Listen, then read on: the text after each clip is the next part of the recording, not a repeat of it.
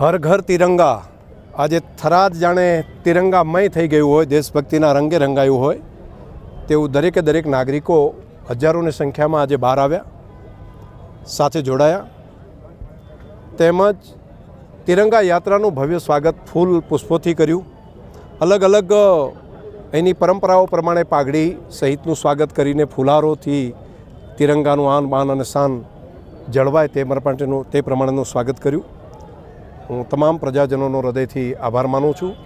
દેશના પ્રધાનમંત્રી મોદી સાહેબે જે દેશભક્તિની વાત કરી છે, જે સ્વદેશીપણાની વાત કરી છે, એ સ્વદેશીપણું એ દરેક નાગરિકનો સંકલ્પ બને તે ભાવ સાથે આજે તિરંગાને આન બાન અને શાન વધે તે પ્રમાણે બધાએ સલામી આપી છે. ઓપરેશન સિંદૂર બાદ પહેલી વખત અત્યારે તિરંગા યાત્રાની લોકોમાં ઓપરેશન સિંદૂરે દેશની અંદર દેશના દરેક નાગરિકની અંદર એ સ્વમાન અને સ્વાભિમાન જગાડ્યું છે.